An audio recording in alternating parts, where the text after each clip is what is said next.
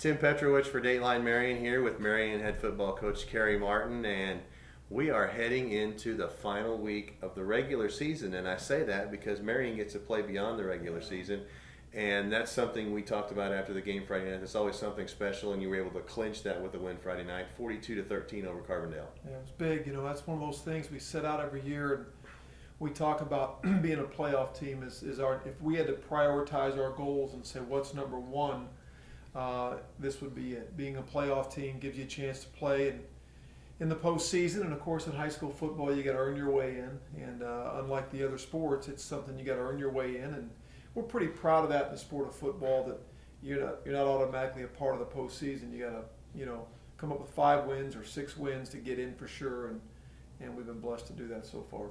Since the playoffs began, since the Illinois began with the playoff system, 8 consecutive years is a school record.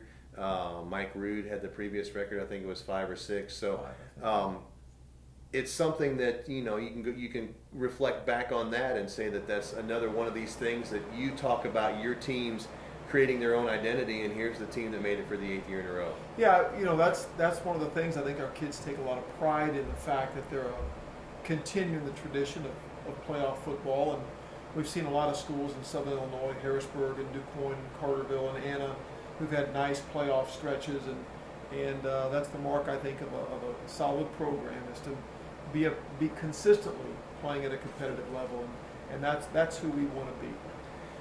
We try to talk each week about the previous game and some of the performances in that game, and right. I think we need to start right now, not necessarily about a specific performance in Friday's game, but a career performance for a young man whose high school career ended last Friday night, but who's been a big part of your program, and that's Troy Slinkard. Yeah, Troy has been an integral part of our program since his freshman year, and even his sophomore year, he set a school record on an interception return at Belleville-Althoff kind of late in the game, and he's been a starter for 2 years, and he's played some offense and played a lot of defense and played special teams for us, and suffered through 5, now going on 6 surgeries, and so he's played his last game. He's going to have major knee surgery this week sometime, and so we had an opportunity to send him off the right way and say farewell to Troy as a Wildcat football player, and we're proud of everything he's done for the program, I think, and the legacy he's left, and we're going to miss him, but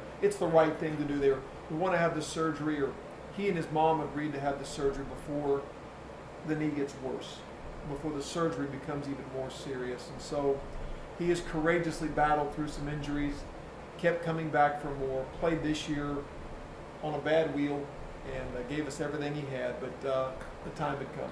I think the emotion that the rest of your team showed in recognizing him after the game is a tribute to the passion that he plays football with, because everyone was, felt really bad that Troy was not going to be playing anymore. I agree, and that was a great moment. It's a sad moment, but it was a great moment and a real testimony to Troy, and also to the love his teammates have for him, and it was a bittersweet time. It was a beautiful thing to watch the players rally around him and give him a great send-off, but sad to know that that's the last game he's going to play. But a lot of young men play football and end up getting injured and don't maybe appreciate that last moment on the field, that Troy was fortunate to at least know this is it, and to kind of savor that. And he stayed out there a long time after the game was over, and I think was savoring what has been a very, very fine career. Let's talk about the game itself. Carbondale, another one of those times when you never know what's going to happen, and right off the bat, Carbondale jumps out on top. They drive down and score on their first possession, pick up a fumble and score right away, and all of a sudden you're down 13-0. Yeah, not a great way to start homecoming or senior night or anything else. But I love the way our kids didn't flinch. There was no panic. We got, they had a nice opening drive. They mixed up the pass and the run, had a great drive to start the game, and came back with a fumble recovery, and as you said, picked it up, scored, and from that point on, our kids, I think, responded very well, and just worried about getting back in the game with 1 score, and we did that, and defense kind of, played very, very consistently the rest of the night, making some great stops, making the pressure on the quarterback, pass rush, I think making some big 3rd down plays, and we were able to start scoring some points. I think, and people may not see this, may not even saw what happened, but on the extra point after Carbondale's second touchdown, it looked like someone, I think it might have been Justin Nicholson or someone in there, got a hand on it, deflected it just enough to turn it wide of the goalpost.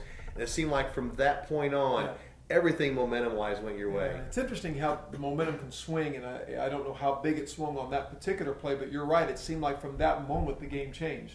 And the next drive was very good, and even the extra point we had early on that was not a good snap, we were able to run a two-point conversion on. And the way Brant handled that as the hold of Brant Hill and Rich Campbell, knowing what the fire call meant and getting open, and it looked like we had planned that, and we hadn't. It was well, someone actually said they thought it was a planned play. Yeah, no, it wasn't, but we'll take credit for it. But it's, I think that was the attitude and the way they approached the game. I think we were very prepared. I think the defensive coaches did an awesome job of having a game plan against Carbondale, and offensively we had a lot of really solid performances from Henry to Logan Hunt to Jawan to Brant Hill, a number of guys, and of course Matt Lewis as well.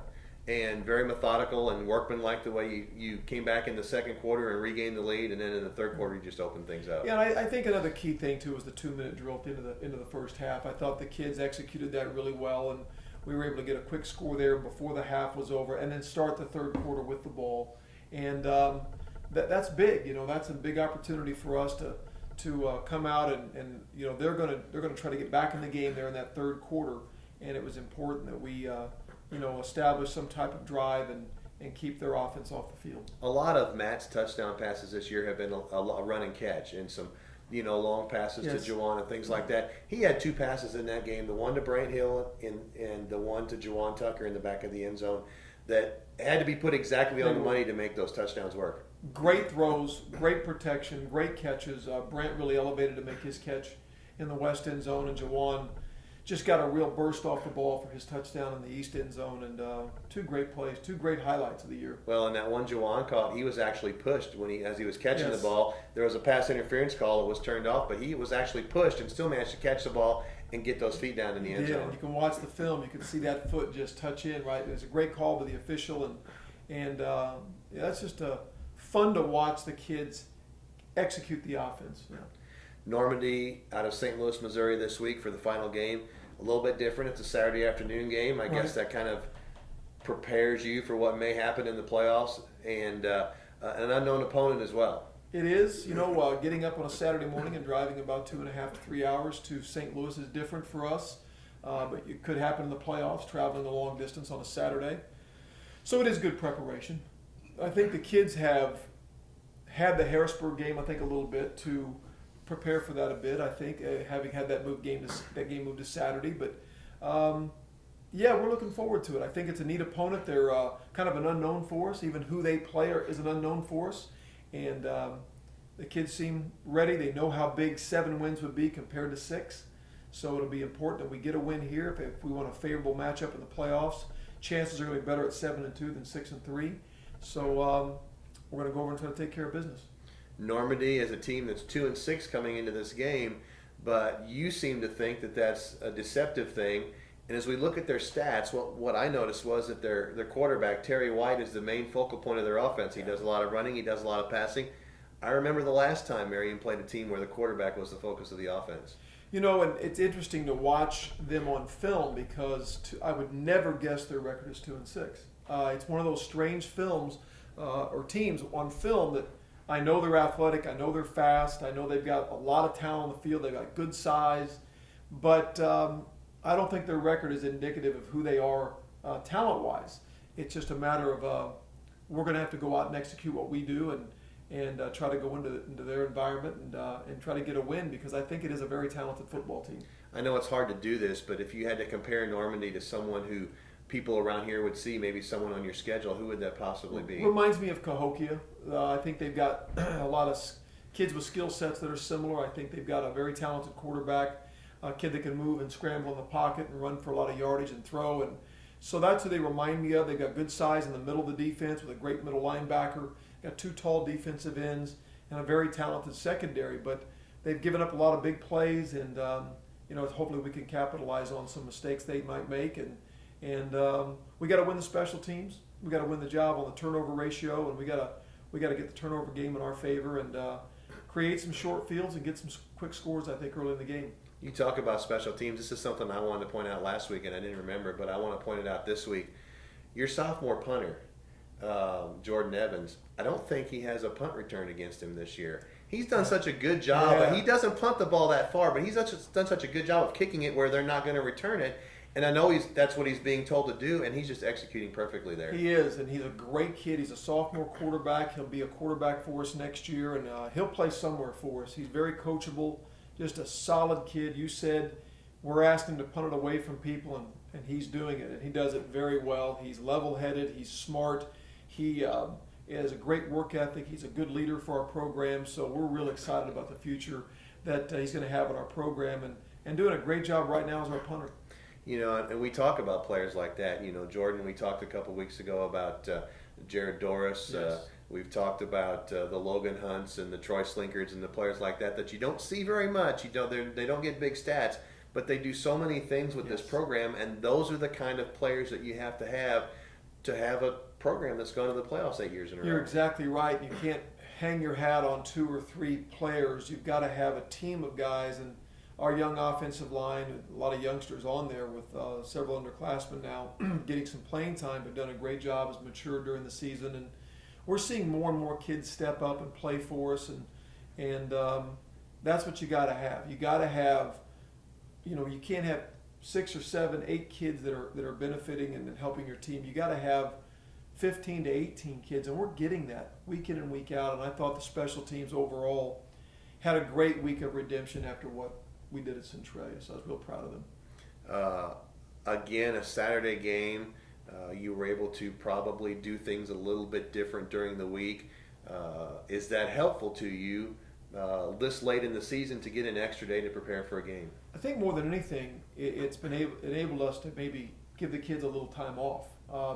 We came back and gave them Saturday and most of Monday off, Monday being just a film day, and I think this late in the year, if you can work a day off and let them recover, let them recuperate, and get some sleep. We got homecoming weekend this weekend, so I know they were tired already from that, and it's just nice to be able to give the kids a little more time off and focus on their studies and just get away from football just for a little bit, because we're getting ready for the final push of the year, and not a lot of time off once this thing gets rolling now. And so I feel like we're going to come in fresh and ready to go, and we're looking forward to an exciting Week 9 game.